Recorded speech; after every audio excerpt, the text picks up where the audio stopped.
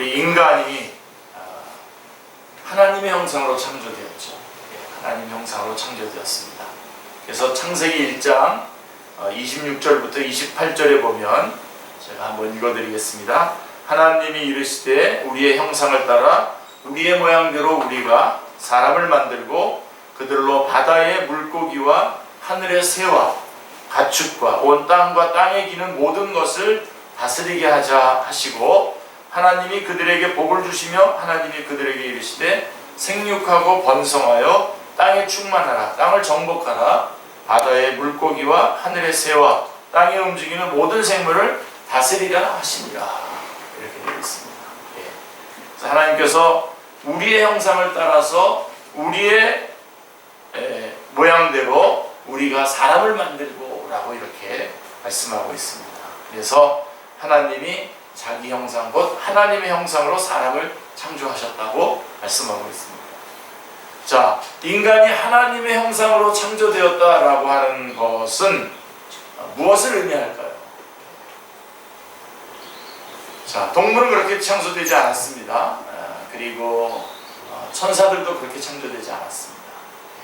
근데 하나님께서는 인간만이 갖는 그 독특함, 그게 바로 하나님의 형상으로 지음을 받았다라고 하는 것이죠.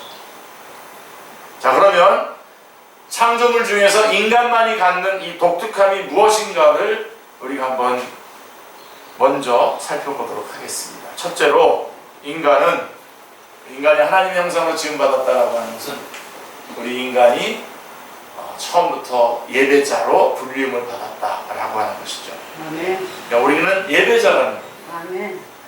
자, 여기서 형상이라고 하는 말은 어떤 폼을 말하는 것이 아니고요, 어떤 동상이나 이런 스태처도 말하는 것이 아니라 이 이미지를 말하는 것입니다. 이미지. 그러니까 이것은 육체의 형태나 얼굴 모양이 닮았다는 뜻이 아니라 그 속성이 같다는 뜻입니다. 속성. 그래서 하나님의 속성은 크게 여러 가지로 길게 설명할 수도 있지만 간단하게 정리해본다면 하나님은 영이시죠. 아멘. 하나님은 영이시고, 그 다음에 하나님은 위격이십니다. 지정의를 가지고 계십니다. 그리고 하나님은 육체를 입고 이 땅에 오실 수 있죠. 예수 그리스도께서, 성자 하나님께서 이 땅에 육신을 입고 이 땅에 오셨습니다. 그래서 정리하면 영이시고 위격이시고 인격이시고 위격이시고 그 다음에 육체를 가지실 수 있는 분이십니다. 자, 그래서 이 가운데 여러분들이 잘 아는 것처럼 동물들은 뭐가 없습니까? 영이 없죠. 영적인 존재가 아닙니다. 여러분들이 올 여름에는 그런 재밌는 얘기도 할 거리가 없었습니다만은, 자, 너무나 올 여름에 우리 강아지들이 올 여름에는 좀 복날 우리가 안 잡혀 먹어야 되겠다 그래가지고 모여서 동네에 모여가지고 같이 무슨 기도회를 했다든가 이런 혹시 소식 들어보셨어요? 그런 거 있으십니까? 없죠. 동물은 영이 없습니다. 그런 면에서 치명적이죠. 하나님은 영이시고 위격이시고 육체를 입으실 수 있는데, 또 그런가 하면 천사들은 어떻습니까? 천사들은 영적인 존재고, 또 천사들이 하나님을 반역할 정도로 지정, 의지를 가지고 있지 않습니까? 지정의를 가지고 있습니다. 그런데 천사들은 또 뭐가 없습니까? 육체가 없습니다. 육체를 입지 않습니다. 자, 그래서 하나님과의 전면적인 교제가 천사들도 그렇고 동물들도 교제할 수가 없는 거죠. 그런데 우리 인간은 어떻습니까? 우리 인간은 다 가지고 있죠. 영적인 존재고 또 인격도 가지고 있고 육체도 가지고 있습니다. 그래서 이것은 뭘 의미하냐면 우리가 하나님의 형상으로 지음을 받았다라고 하는 것은 아주 간단하게만 정리한 겁니다. 이거 굉장히 신학적으로 이렇게 풀이해내려면 굉장히 많은 그런 분량의 그런 내용들을 담을 수 있는데요. 간단하게 정리하면 우리가 하나님의 형상으로 지음을 받았다라고 하는 것은 하나님과 전면적인 교제가 가능하다. 그리고 하나님은 처음부터 우리와 교제하기 위해서 우리를 창조하신 거죠. 그래서 처음부터 우리는 하나님을 예배하는 자로, 예배자로 처음부터 부르셨다라고 하는 것을 절대로 놓치지 마시고. 아멘. 자, 자, 이렇게 전면적으로 교제가 가능하다는 것은 처음부터 우리가 하나님을 예배하는, 하나님과 교제하는 예배자로 불림을 받았다라고 하는 뜻입니다. 자, 여러분, 예배가 뭡니까? 뭐 여러 가지로 이 예배만 하더라도 뭐 굉장히 제가 한 20번 정도 이렇게 특별히 강의를 한 적도 있었습니다만은, 예배란 하나님께 깊이 빠져드는 겁니다. 하나님께 깊이 빠져드는 겁니다. 그러니까 하나님께 향한 뜨거운 사랑, 이게 예배입니다. 하나님께 대한 뜨거운 갈망, 이게 예배입니다. 자, 근데 여러분, 제가 여러분들에게 자주 하는 질문이 있죠. 저한테 이 질문 많이 받아보셨을 텐데, 자, 정말 성령 충만하기를 원하는가? 정말 성령 충만하기를 원하는가? 자, 우리 집사님, 정말 성령 충만하기를 원합니까? 아멘? 예. 아멘. 예. 또 제가 또 같이 그것과 함께 질문하는 거, 정말 예수님의 참다운 제자가 되기를 원합니까? 정말 주님의 제자가 되기를 원합니까? 아멘. 네, 이렇게 물어보게 되는 거죠. 굉장히 중요한 질문입니다. 네, 이렇게 되기를 원치 않는 사람들이 있을까요? 자, 예수님께서 38년 된 베데스다 연못가에서 38년 된 병자에게 찾아갔을 때에 그를 만나자마자 제일 먼저 하신 게 뭐냐면, 내가 낫고자 하느냐, 이렇게 물어봅니다. 여러분, 38년 동안 병자인데 안 낫고 싶겠습니까? 그렇지만 여러분, 잘 생각해 보세요. 정말 그 결정하기가 쉬울까? 38년 동안 그렇게 살았는데 이제 새로운 삶을 산다고 했을 때 두려움도 있지 않겠습니까? 성전 미문 앞에서 동전 이렇게 받아서 동전 이렇게 받는 그런 안전뱅이가 있었지 않습니까? 베드로가 성전에 들어가면서 성전에 들어가니까 손을 내밀었잖아요. 그러니까 거기는 완전히 세팅된 거거든요. 한 끼 금식을 하고 그 금식한 금액을 성전에 들어가 기도하러 가다가 성전에 들어가면서 거기 있는 앵벌이로 지금 앉아있는 안전뱅이한테 주고 들어가서 기도하면 자기의 종교행위, 3대 종교행위를 다 처리하는 거거든요. 그런 의미로 거기에 놓여있기 때문에 그분은 아주 정당하게 받아서 언제든지 뭐 쓸 수 있는 건데, 그래서 물어보는 겁니다. 예. 자, 이 손을 또 내밀었을 때에 베드로가 이렇게 손을 내밀었을 때 차가운 동전이 손에 딱 들어와야 되는데 그게 아니라 어떤 말이 들어오냐면, 나사렛 예수의 이름으로 일어나 걸어라 라고 하니까 깜짝 놀랐겠죠. 자, 만약에 여러분들이 이런 질문을 받는다면 어떻게 하시겠습니까? 벌떡 일어나겠습니까? 일어날 수 있겠습니까? 뭐 그렇게도 물어보는 사람이 있더라고요. 자, 그랬을 때 베드로가 그렇게 얘기했더니 이 사람이 일어나서 걸어서 성전으로 들어가서 뛰어왔다, 찬양했다고 했거든요. 자, 그랬을 때 이 안전뱅이가 놀랐겠습니까? 베드로가 놀랐겠습니까? 자, 그럴 정도로 이 자기가 지금 살고 있던 것에서 바꾸고 싶지 않거든요. 제가 다시 돌아와서 물어보고 싶습니다. 여러분, 정말 참 예배자, 주님 성령 충만한 사람이 되기를 원하십니까? 정말 예수님의 진짜 제자가 되기를 원하십니까? 많은 사람들이 이런 질문을 받을 때 스킵합니다. 이렇게 딱 옆에다 남겨두고 일단 내 인생을 좀 살아보겠다고 하는 그런 계획들을 쭉 진행해 가는 과정에서 거기에 혹시 뭐 그래도 내가 성령 충만해서 괜찮을 것 같은 그런 여지가 있다면 받아들이고, 그렇지 않으면 놔둡니다, 옆에다. 그리고 그냥 자기 인생을 사는 거예요. 자, 여러분, 근데 쭉 돌아와서, 자, 우리가 하나님의 형상으로 지음받았다라고 하는 것은 예배자가 된다는 겁니다. 처음부터 예배자인데, 예배란 뭐냐? 하나님을 뜨겁게 사랑하고 정말 성령 충만해지고 주님의 참제자가 되는 것이다 라고 했을 때에 우리는 이 문제를 해결하지 않고 그냥 넘어갈 수가 없습니다. 저는 오늘 저는 지금 다른 주제로 이끌고 가기 위해서 지금 이 하나님의 형상이라고 하는 말씀을 지금 얘기하고 있는 것이지만, 그럼에도 불구하고 먼저 우리가 하나님의 형상으로 지음받았다라고 하는 것은 우리가 하나님을 예배하는 예배자로 불림을 받아요. 끝까지 여러분들은 예배자로 남으셔야 됩니다. 뭐 제가 늘 말씀드립니다만 이게 여러분들이 하나님의 일을 하는 것을 약화시키는 것이 아니라 하나님의 어떤 일들을 하려고 하지 마시고 여러분은 예배자가 되셔야 됩니다. 예배자가 되시고 감동이 되시면 그때 움직이세요. 그때 헌금도 하시고 감동이 되시면 그때에 여러분들이 뭐 이것도 저것도 하고 찬양교도 하시고 교사도 하시고 뭐 여러 그건 저 부엌에 들어가서 식사도 만들어내시고 하는 거는 그 뒤에 할 일입니다. 먼저 우리는 예배자로 하나님께서 우리를 부르셨다는 것입니다.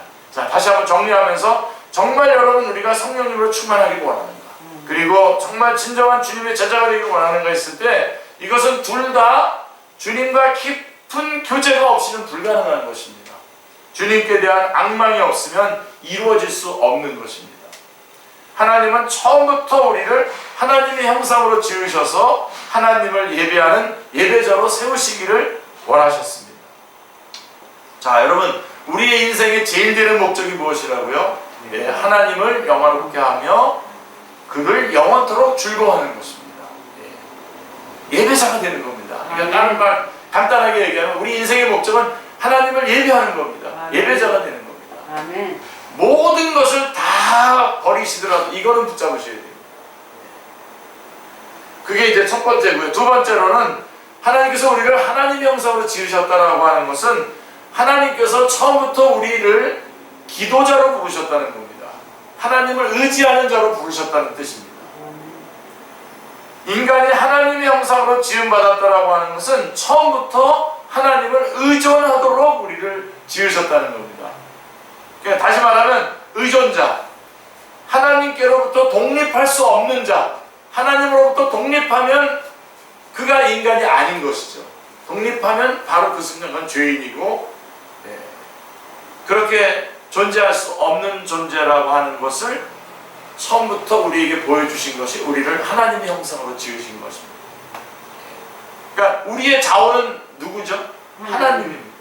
그렇기 때문에 우리는 어떤 선의에 대한 어떤 경쟁을 하지만 어떤 자원에 관한 경쟁을 하지 않습니다. 우리 그리스도인들은. 그 자원이 하나님이시기 때문에 그렇습니다. 바로 그런 자원과 관련된 것에 대해서 우리가 지금 싸우고 있는 것들이 있다면 지금 여러분 다 내려놓으십시오. 다 내려놓으세요.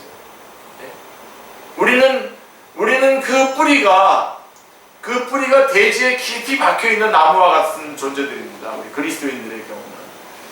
세상은 그렇지 않아요. 근데 세상은 이 대지로부터 뿌리가 뽑혔잖아요. 그래가지고 그 제한된 자원을 가지고 서로 다투어야 될 수밖에 없는데 우리는 이 제한된 자원이 제한되어 있는 게 아니에요. 우리는 뿌리가 박혀 있어요. 하나님께. 그래서 하나님이 자원이셔요. 그래서 우리는 하나님께로부터 모든 것들을 자원을 공급받는 겁니다. 그러니까 괜히 여러분 딴 사람하고 딴 사람과 더 많이 뺏어가려고 하고 그럴 필요 없어요. 내가 부지런하게 얻어내야 될 것인데 안 얻어내는 거 그것은 잘못입니다만은 당연히 우리의 자원은 하나님이 주시는 거지. 네, 하나님이 약속해서 주시는 거지. 우리가 어떤 사람 거를 더 뺏어서 우리 것을 더 확보하는 그런 사람이 아니란 말입니다. 자, 그래서 우리의 자원이 하나님이다.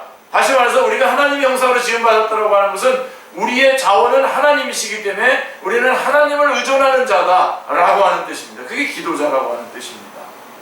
그래서 마태복음 6장 25절부터 34절은 여러분 다 암송하라고 제가 여러분 몇 번 주문하고 있는데 한번 암송해 두시면 평생 여러분 정말 의미 있는 말씀들이 될 텐데요. 그 중에 31절 32절 말씀은 이렇습니다. 그러므로 염려하여 이르기를 우리가 무엇을 먹을까 무엇을 마실까 무엇을 입을까 하지 말라. 이는 다 이방인들이 구하는 것이라 너희 하늘 아버지께서 이 모든 것이 너희에게 있어야 할 줄을 아시느니라 라고 말씀하고 있습니다. 있어야 할 줄을 아시기 때문에 우리에게 있게 해주시겠다는 겁니다. 하나님이 자원이 되어주시겠다라고 하는 것이죠. 그리고 또 그 유명한 말씀 빌립보서 4장에 가보시면 그러니까 마태복음 6장하고 빌립보서 4장이 그 하나님이 자원이라고 하는 말씀을 제일 잘 말씀해주고 있는데 빌립보서 4장 10절로 20절 말씀을 쭉 읽어보시면요. 그 하나님이 우리의 자원이라고 하는 말씀을 말씀해주고 있는데 그 중에 13절하고 19절 말씀을 제가 읽어드릴게요. 내게 능력 주시는 자 안에서 내가 모든 것을 할 수 있느니라. All things are possible. 내게 능력 주시는 자 안에서 내가 모든 것을 할 수 있다는 겁니다. 하나님이 우리의 자원이기 때문에 그렇습니다. 그리고 19절에 보면 나의 하나님이 그리스도 예수 안에서 영광 가운데 그 풍성한 대로 너희 쓸 것을 채우시리라 라고 말씀하고 있습니다. 하나님이 채우시는 겁니다. 아멘. 하나님이 자원이신 겁니다. 그래서 우리는 처음부터 하나님을 의존하도록 창조되어 있습니다. 꼭 붙잡으십시오. 아멘. 네. 꼭 붙잡아. 우리 하나님 형상을 지금 봤다는 예배자라는 것이고, 또 하나는 처음부터 우리를 하나님을 의존하는 자로. 네. 그러니까 우리의 싸움은 이제부터 우리가 하나님을 얼마나 더 철저하게 의지하느냐의 싸움인 겁니다. 지금부터 남은 생애는 간단해요. 하나님을 얼마나 내가 의지하느냐, 더 열심히, 더 힘껏, 더 뜨겁게, 더 열광적으로 하나님을 의지하는 것. 끝까지 하나님을 의지하기 때문에 참아내고요, 하나님 의지하기 때문에 기다리고요, 그럴 수 있는 그 싸움을 하는 겁니다. 그게 기도입니다. 그래서 인간의 가장 인간다운 모습이 뭐냐? 기도하는 겁니다. 가장 인간다운 모습이에요. 기도는 주님께 대해서 철저히 의지하는 것입니다. 철저히 의지하십니다. 자, 그럼 죄란 뭐라고요? 그것은 하나님으로부터 독립하는 겁니다. 나 하나님 없어도 괜찮아. 하나님을 따돌리는 것, 이게 다 죄입니다. 하나님의 필요를 놓치는 것. 하나님이 없어도 홀가분하신 분은 끔찍한 순간이라고 생각하시면 딱 맞습니다. 하나님 이 시간 하나님이 함께 해주셔야 되겠습니다 라고 하는 것이 매 순간 여러분의 삶을 쫙 붙잡고 있으세요. 그게 마태복음 5장의 말씀이고, 또 누가복음 6장의 20절에 마음이 가난한 자는 복이 있나니라고 하는 것이, 그 가난함이라고 하는 것은 하나님께 대한 흡인력이 강한 겁니다. 하나님 없으면 안 됩니다. 한순간도 나는 안 됩니다 라고 하는 것이죠. 그래서 여러분들이 놓치지 마셔야 될 것은, 우리의 자원은 어디라고? 하나님이시고, 우리는 그 하나님께 뿌리를 받고 있는 나무와 같다라고 하는 것을 꼭 기억하시길 바랍니다. 자, 그러면 그리스도인에게서 능력이라는 뭡니까? 능력이란. 자, 여러분, 우리 그리스도인은요, 하나님께서 그 능력을 우리에게 이양시켜 주지 않습니다. 여기에서 이단들이 많이 나와요. 여기에서 가짜 그리스도인들이 많이 나옵니다. 그래서 마치 우리 인간이 초인간이 되는 것처럼, 특별한 인간으로 바뀌는 것처럼 자꾸만 얘기하는 이 모두 다 이단입니다. 잘못된 겁니다. 여러분, 하나님이 능력이시고요, 나는 납니다. 그리고 나는 매 순간 하나님의 그 능력을 의지하고 그 능력의 인도하심을 받는 겁니다. 그 능력의 혜택을 항상 기도로 받아서 누리는 겁니다. 그래서 날마다 매일 매 순간 쉬지 말고 기도하라 하는 말씀들이 다 이런 것을 얘기해 주는 말씀인 것입니다. 그래서 하나님이 언제나 우리의 능력이시지, 그 능력이 우리에게 이양되는 게 아닙니다. 아멘. 아멘. 여러분 괜히 객기 부르지 마세요. 잠 주무실 거 주무세요. 그리고 맑은 정신으로 10분 기도하시는 게 낫지, 여러분의 문제가 심각해서 철회하고 그럴 수도 있겠지만, 요즘은 그런 모습도 보기가 어려워요. 우리 애 때문에 내가 오늘 밤은 내가 한번 밤을 새면서 하나님 앞에 매달려야 되겠다, 그런 싸움하는 사람들이 별로 없는 것 같아요. 그렇게 하지 않아도 되는 상황입니까? 저희 기회입니다. 한번 정말 그렇지만 제가 권하는 것은, 여러분들이 우리가 연약한 인간이라고 하는 것을 생각하시고 초인적으로 막 잠도 안 자고 밥도 안 먹고 이렇게 해가지고 마치 능력이 나한테 쌓여가지고 내가 그 능력으로 뭔가 문제를 해결해 나가는 것처럼 이렇게 만들지 마요. 그렇지 않아요. 하나님이 나의 힘이십니다. 아멘. 아멘. 네. 자, 그래서 우리는 매일같이 기도로 철저하게 하나님을 의지해야 합니다. 아멘. 네. 그것이 바로 하나님이 우리를 하나님의 형상으로 지으신 이유입니다. 그래서 기도 외에 다른 것으로 이런 종류가 나갈 수 없다라고 마가복음 9장 29절에 말씀했는데요. 그런 말씀과, 그래도 이스라엘 족속이 이같이 자기들에게 이루어주기를 구하여야 하리라 라고 하는 갈라디아 에스겔서 36장에 보면 37절에 나와 있는 말씀. 그러니까 하나님께서 모든 것을 다 준비해 놓으시고 응답해 주시기로 약속이 되어 있어도 우리가 기도해야 주시는 겁니다. 기도 외에는 이런 거 나갈 수 없습니다. 하나님은 일하실 때에 약속하시고 그 약속을 우리가 기도할 때에 그 약속의 응답으로 우리의 기도의 응답으로 일하십니다. 아멘. 놓치지 마십시오. 하나님께서 자연스럽게 주시는 여러분들이 매일매일 호흡하는 이것조차도 감사함으로 하나님 앞에 아뢰고 그래서 유지되는 우리의 생명인 것입니다. 아멘. 놓치지 마시길 바랍니다. 그래서 마가복음 9장 29절하고요. 에스겔 36장 37절은 여러분에게 꼭 권하고 싶은 기도의 결정적인 말씀입니다. 모든 기도에 관한 말씀 중에 가장 결정적인 말씀입니다. 기도해야 응답해 주세요. 아멘. 다 준비하고 계셨어도 그 약속의 말씀들을 성취하기 위해서 모든 것이 다 준비되었을지라도 우리가 기도해야 응답을 받습니다.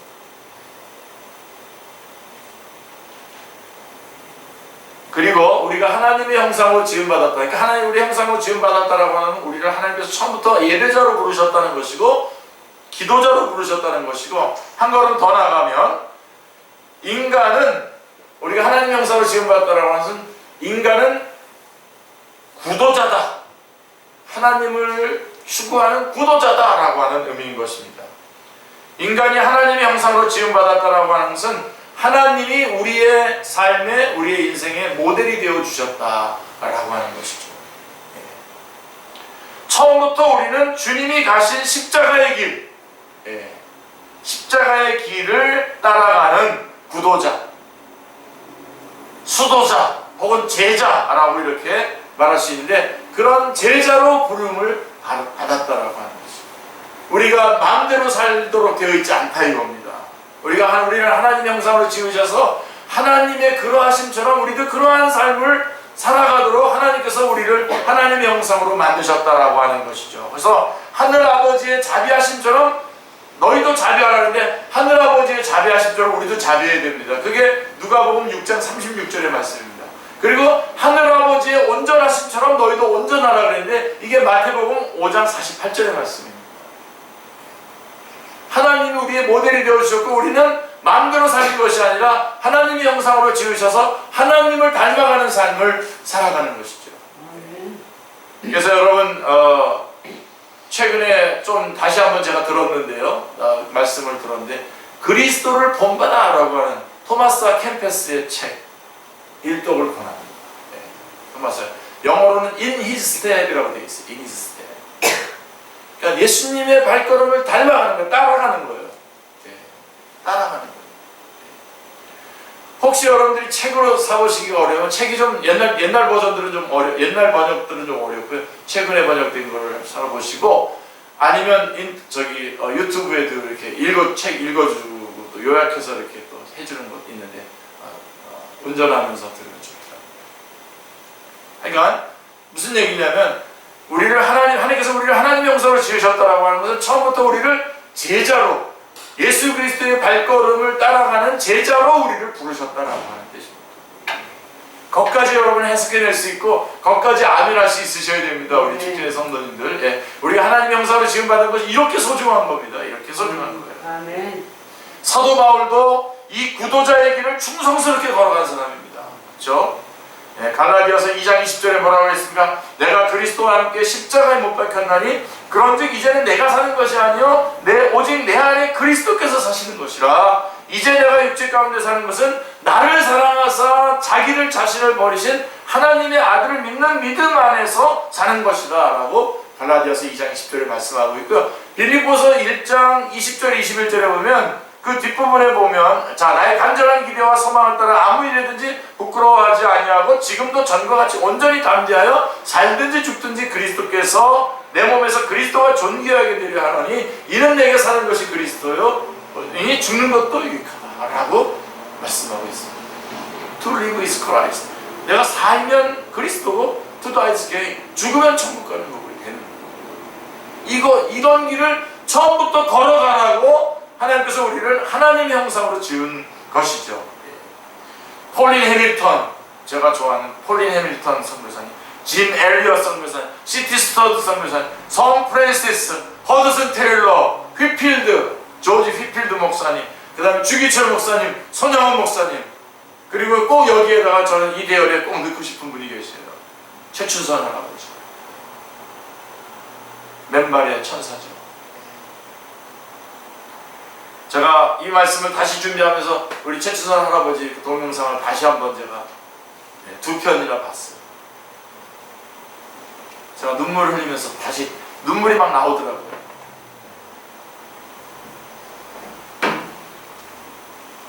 Why to Korea? 왜 두 개의 코리아냐는 거죠. 맨발로 지하철을 다니면서. 그리고 왜 신발 신으시라고 그랬더니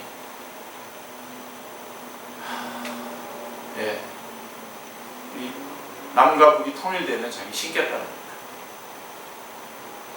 여러분, 뭐 우리 애국 얘기하고 저저저 떠들고 뭐 동영상 서로 퍼나르고 그러지만요, 실제로 이렇게 살아가신 분들이 계셔요. 동경에서 유학하신 분이에요, 그분. 동경에서 유학하시고 하나님 말씀에 전문가시고 말씀 잘 가르쳐 주시는 목사님이셔요, 목사님. 그렇지만 이거를 몸으로 보여주시기 위해서 맨발로 사시는, 맨발로 지하철에 들어가서 사람들에게 좀 쫓겨나기도 하시고 그러시더라고요. 그렇지만 주님, 우리가 하나님의 형상을 지음받으라는 바로 이런 모습입니다. 예수님의 제자로서 그분의 길을 따라가는 자. 이들은 구도자의 길을 묵묵히 걸어간 주님의 종들입니다. 우리가 하나님의 형상으로 지음받았다라고 하는 것은 바로 이 대열에 참여하라는 것입니다. 이 대열에 합류하라고 하는 뜻입니다. 자, 그리고 이제 오늘 네 번째로 하나님의 형상으로 지음받았다라고 했을 때에 그 의미가 뭐냐? 사실은 더 먼저 말해야 되는 거지만 오늘 주제하고 연결하기 위해서 네 번째로 인간은 기도의 응답자로 처음부터 불림을 받았다라고 하는 의미인 것입니다. 자, 예배자, 기도자, 그 다음에 제자, 주님의 제자로 우리를 부르셨는데 하나님의 형상을 지음받았다는 것은 그런 뜻인데, 자, 하나 더, 마지막으로 하나 더 추가한다면 인간은 기도의 응답자로 불림을 받았다라고 하는 것입니다. 인간이 하나님의 형상으로 지음받았다라고 하는 것은 인간만이 하나님을 대표할 수 있는 거죠. 하나님을 대신하는 자로 세워주신 거죠. 이것은 우리가 하나님을 대신하는 청직이라고 하는 뜻입니다. 우리는 하나님과 반대편에 서서 하나님은 저쪽에 계시고 나는 이쪽에 있으면서 마치 하나님께 뭔가를 막 요구해가지고 뭔가를 얻어내는 사람, 얻어내면 기뻐하고 못 얻어내면 슬퍼하는 그런 존재가 아닙니다. 우리를 그렇게 부르신 것이 아니라 우리는 하나님과 같은 편에 서서 하나님을 대신하는 자로, 하나님을 대표하는 자로, 대신하는 자로 삶을 살아가도록 불리움을 받은 것입니다. 하나님은 우리를 기도자요, 기도원, 만민을 위한 기도자, 만민을 위한 기도자 아닙니까? 우리를 기도자요, 만민을 위해서 기도하는 그런 기도자로서 기도원인데, 만민을 위한 기도의 집 아닙니까? 그렇게 부르셨을 뿐만 아니라 우리를 기도자로, 기도원으로 부르셨을 뿐만 아니라 다른 사람의 기도에 응답하는 기도의 응답자로도 부르셨다라고 하는 것을 절대로 놓치지 마시기 바랍니다. 우리가 하나님의 형상으로 지음받았다라고 하는 것의 하이라이트가 바로 우리가 하나님을 대신해서 사람들의 기도의 응답자가 되는 것이 그 아주 구체적인 우리를 하나님의 형상으로 지으신 이유인 것입니다. 아주 결정적인 이유인 것입니다. 우리는 하나님을 대신해서 사람들의 필요를 민감하게 알고 그것을 채워주는 자로 부르심을 받은 자들입니다. 오늘부터 여러분 확 바꾸십시오. 아침에 일어나면 여러분의 거가 먼저가 아니라 하나님이 오늘 나를 다시 건강하게 일어나게 해주신 이유가 무엇이고 오늘 내가 살아가야 될 삶의 그런 내용들은 무엇일까를 하나님으로부터 묻고 출발하셔야 됩니다. 왜요? 우리는 하나님과 같은 편에 서서 하나님을 대신하는 자이기 때문에 그렇게 하기 위해서 하나님은 우리를 하나님의 형상으로 지으신 것입니다.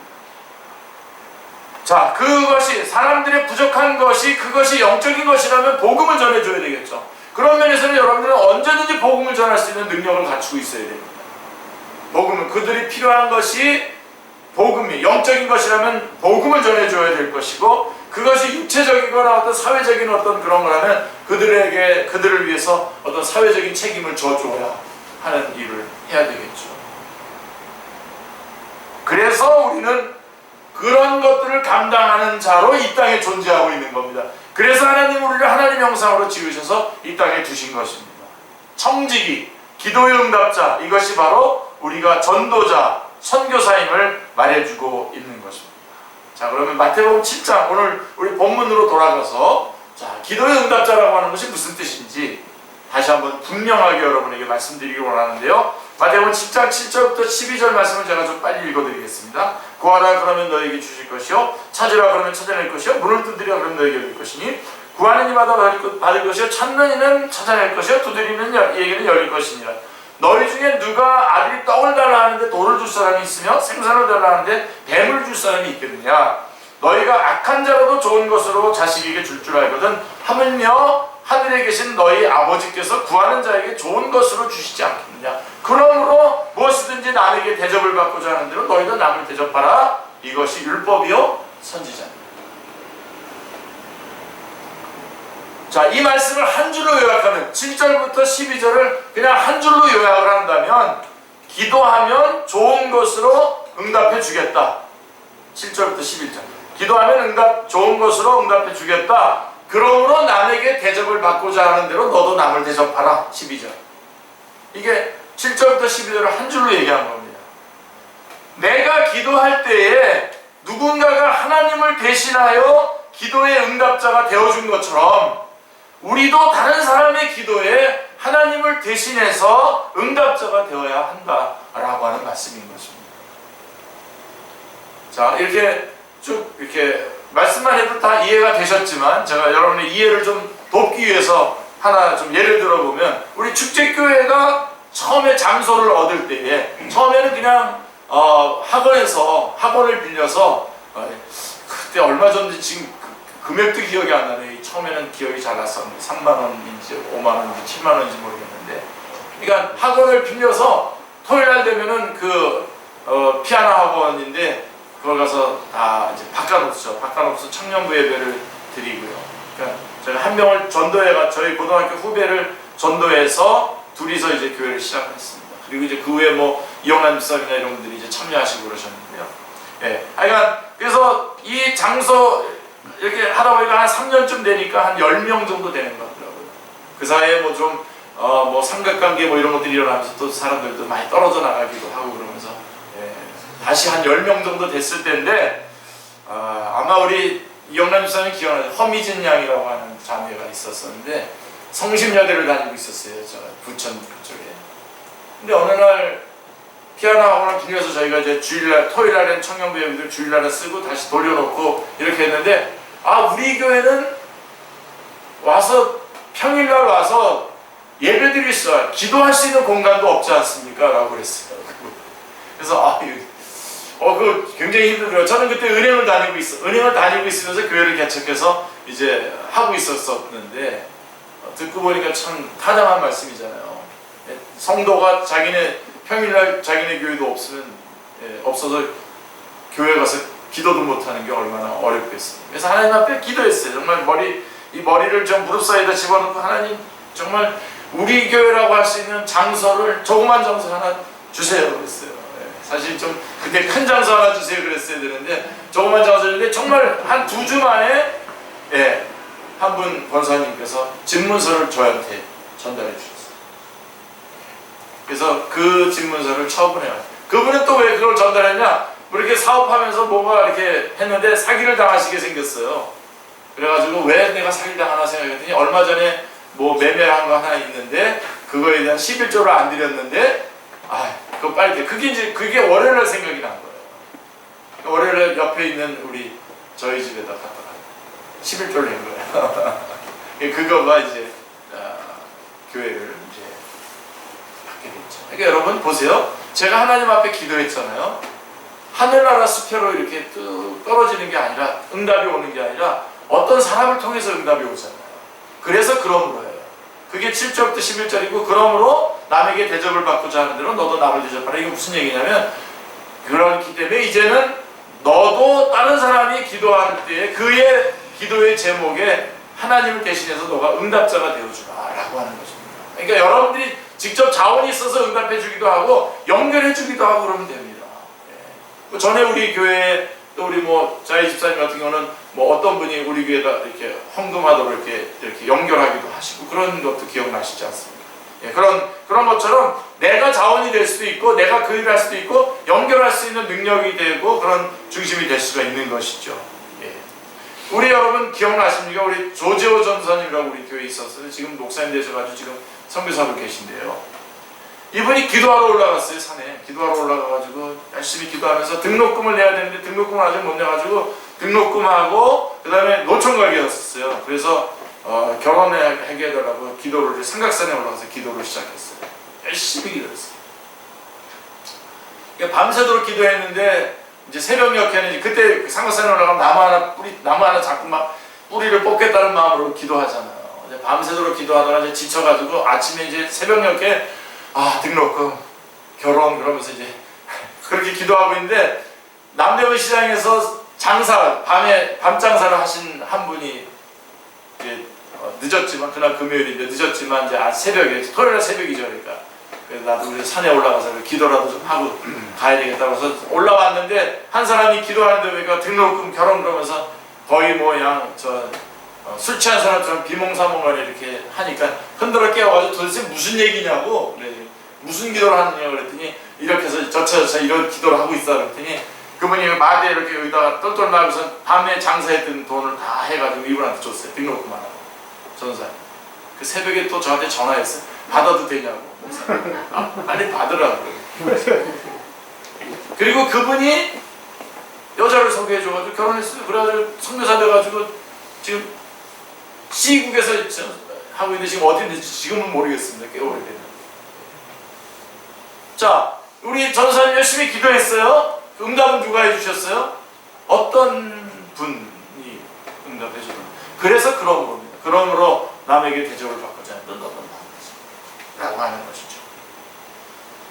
자, 거리에서 이런 앤서니 멜로가 쓴 책에 종교박람회라고 하는 책인데 꼭 일독을 권합니다. 너무너무 재밌고, 그렇지만 각 종교의 그런 허점들 이런 것들을 좀 이렇게 파고 들어가면서 이렇게 재밌게 글을 쓴 내용인데요. 종교박람회라고 하는 책인데, 근데 굉장히 아주 의미 있는 앤서니 멜로라고 하는 신부님이 쓴 책인데요. 거기에 보면 이런 얘기가 나와요. 거리에서 나는 어린 소녀가 얇은 옷을 입고 추워 떨면서 밥 한 끼 제대로 먹어볼 가망조차 없이 서 있는 것을 보았다.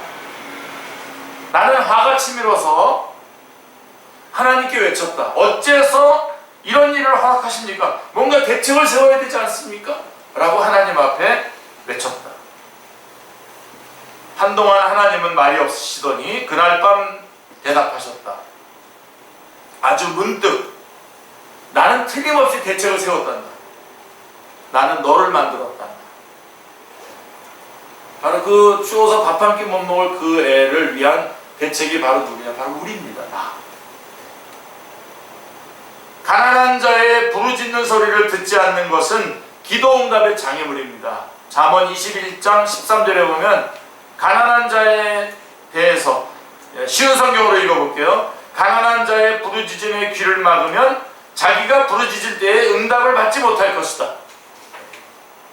그러니까 여러분, 아침부터 일어나시면 여러분 형통하기를 원하신다면 여러분의 기도가, 여러분이 자녀들을 위해서, 여러분이 누구 사업을 위해서, 여러분의 어떤 뭔가 인간관계를 위해서 기도하는 그 내용이 응답받기를 원하신다면 아침부터 일어나자마자 여러분들이 해결해 줘야 될, 여러분을 필요로 하는, 여러분이 기도의 응답자로 움직여야 될 일들이 무엇인지를 먼저 보시고 그것을 위해서 출발하시면 여러분의 문제는 형통하게 될 것입니다.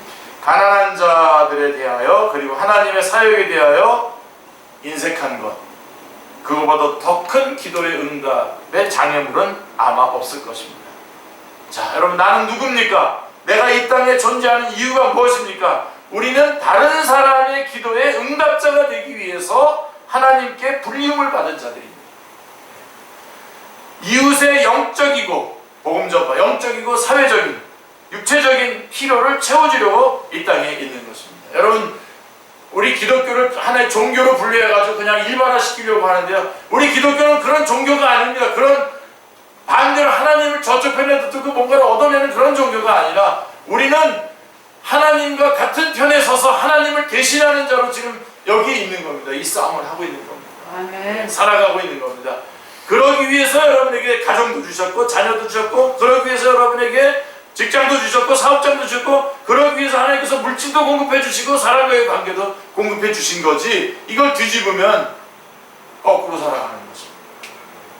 하나님을 대신하는 자로 살기 위해서 그렇게 살도록 하나님께서 우리의 모든 것들을 채워주고 계시다라고 하는 것 꼭 기억하시고, 기도의 응답자로 살아가는 여러분의 남은 생애가 되시기를 주님의 이름으로 축원합니다. 기도하겠습니다. 하나님, 너무나 감사합니다. 오늘 저희들의 삶의 방향을 온전히 다시 한번 정확하게 확인할 수 있게 해주셔서 감사합니다. 우리는 하나님과 맞은편에 서서 하나님과 밀고 당기는 우리의 어떤 자신의 문제를 가지고 살아가는 자들이 아니라 하나님과 같은 편에 서서 하나님을 대신하여 하나님의 마음과 하나님의 자원으로, 하나님의 지혜로, 하나님의 능력으로 사람들의 필요를 채워주고 섬겨주고 도와주고 참여해주고 중보해주는 자들인 것을 다시 한번 분명히 붙잡고 나아가는 저희들의 남은 생애가 되게 하여 주옵소서. 우리 축제교회가 그런 교회가 되게 하시고, 우리 축제에 속한 모든 멤버들 한 사람 한 사람이 하나님의 영광을 위하여 하나님을 대신하는 자로, 기도의 응답자로 살아가게 하여 주옵소서. 감사드리오며 주 예수 그리스도의 이름으로 기도드리옵나이다. 아멘.